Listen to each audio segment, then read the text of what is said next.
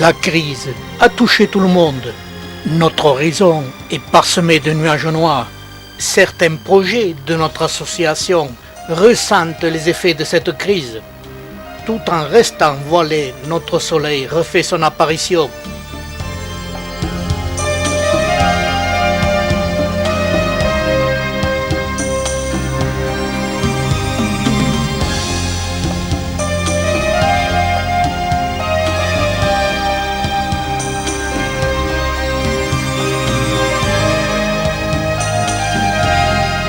Pendant 3 années, nous avons été soumis à des moments d'enthousiasme et de déception.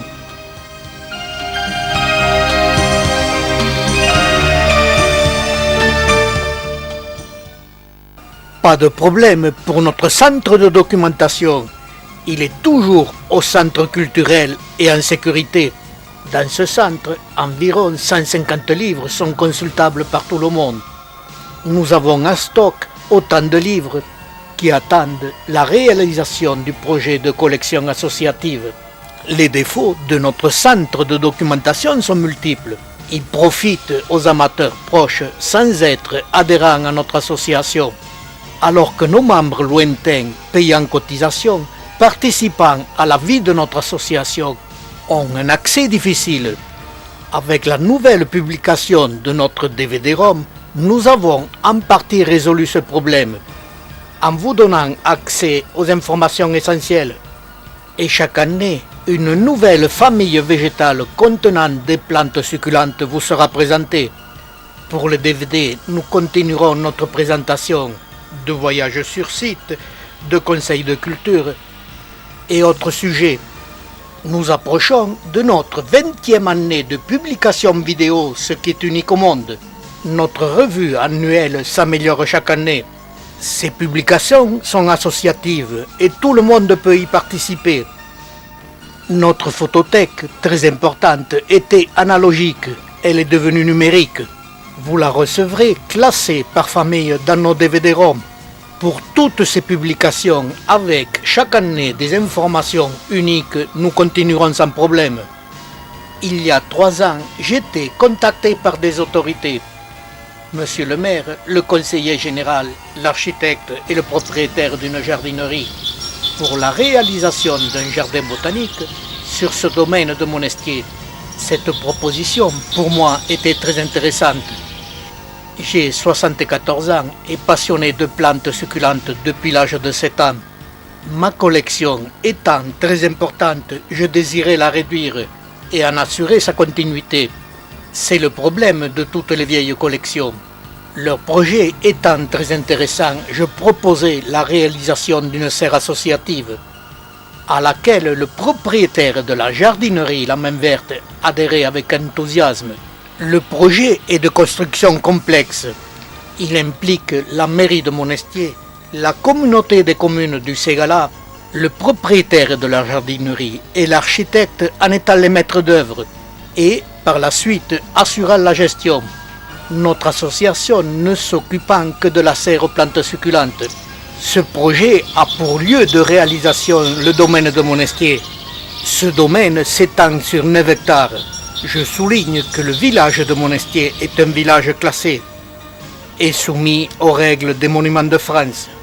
L'entrée de ce domaine se trouve au cœur du village. Son entrée et sa sortie débouchent sur la place du Foirail. Sur ces 9 hectares, 4 hectares nous sont attribués. Ils se situent au sommet de la colline, sur une partie très ensoleillée bordée de cèdres centenaires. Ces 4 hectares sont presque plats. Ils sont très dégagés, reçoivent énormément de lumière. Pour nos plantes succulentes, c'est impeccable. L'architecte, paysagiste, est notre propriétaire de la jardinerie. Réalisateur et gestionnaire du projet se mettent au travail. Ils réalisent leur premier plan projet qui s'étend sur ces 4 hectares, où nous sommes positionnés et nous paraissons minuscules. Pour nous, c'est superbe. Il y est prévu 2 grandes serres en forme de dôme, reliées entre elles par un tunnel, où nous prévoyons d'y installer nos bureaux d'accueil et tous nos documents botaniques. Pour accéder à nos 4 hectares supérieurs, il nous faut prévoir un chemin qui traversera ou contournera les 5 hectares restants. Ces 5 hectares étant un ancien parc, à l'abandon depuis 20 ans, et en partie impénétrable. Et nous nous mettons au travail pour dégager l'accès à notre terrain. Plusieurs équipes de professionnels de l'entretien des parcs et des jardins viennent nous prêter main forte le dimanche et bénévolement. Et pendant plusieurs dimanches, le village va être réveillé en fanfare par le bruit infernal de nos débroussailleuses. Les dimanches passent et les équipes de bénévoles se succèdent. Tout le monde est là au travail. L'architecte, le patron de jardinerie, les professionnels, leurs épouses. Tous sont là le dimanche pour dégager cette entrée.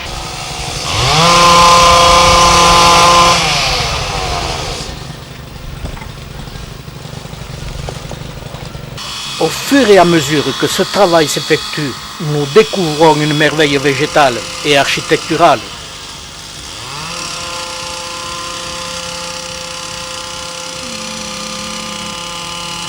Il y a de nombreux bancs de pierre entourés de buis et nous découvrons des milliers de pieds de buis très anciens aux dimensions impressionnantes. Ceux qui connaissent le buis savent que ce sont des plantes qui poussent très lentement.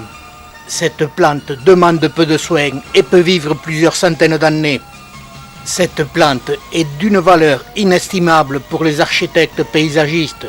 Même très vieille, elle peut être taillée et est très malléable et repousse que plus vite. Elle laisse facilement libre cours aux réalisations des architectes paysagistes.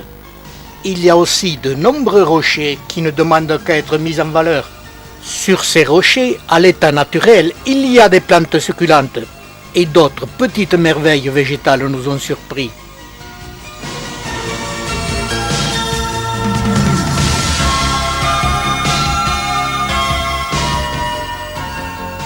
Avec ces anciens bassins, il faut simplement retrouver la source. À l'avant de ce parc, il y a ces bâtiments. Ils nous seraient très utiles. Mais il faut les remettre en état. Et c'est un site classé. Avec ce que nous avons découvert, nos travaux de bénévolat sont arrêtés. Les deux responsables, Philippe et Thierry, se consultent et prennent la décision d'arrêter le projet des 4 hectares supérieurs et font la demande d'occuper ces 5 hectares du parc et des bâtiments. Après consultation et réunion des autorités, cette demande est étudiée. Mais il faut refaire tous les plans. Et le temps passe. De mon côté, j'allège ma collection en faisant des boutures. Elles sont préparées et stockées dans la serre de culture de la jardinerie. D'autres parties de collection viennent rejoindre ces plantes en attente du projet. Celles de Roland, de Georges, de Laurent, de Pierre, de Thierry et d'Étienne. Le parc, à peine dégagé, a fière allure. Et les bâtiments sont très beaux. Mais une surprise nous attend. Nous ne sommes pas les seuls à vouloir occuper ces 5 hectares. Des investisseurs belges avec des fonds très importants désirent occuper ce parc pour un autre projet. Les discussions ont été longues. Finalement, c'est l'architecte de la protection des sites classés qui nous donnera la préférence. Le temps a passé, notre architecte a refait tous les plans et soumis au banquier pour demande de prêt. La rénovation des bâtiments est très lourde. La crise est là et les banques sont frileuses. Ils doivent refaire le plan business et diminuer la demande. La rénovation des bâtiments sera remise à plus tard. Notre projet de serre sera revu à la baisse et ce sera des serres plus ordinaires. Elles seront sur ce terrain très bien exposées au soleil, au cœur du parc et près des bâtiments. Finalement, mieux placées que le premier projet. Le temps passe et nous sommes toujours dans l'incertitude. Il serait vraiment dommage que les très belles collections de France obéissent à la loi des marchés et soient dispersées au gré des vents. Il y a tant de générosité dans notre projet.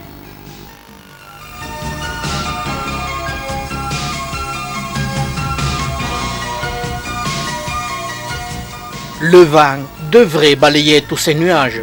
Je ne connais pas encore l'avenir de ce projet, mais nos publications brilleront toujours de leurs éclats.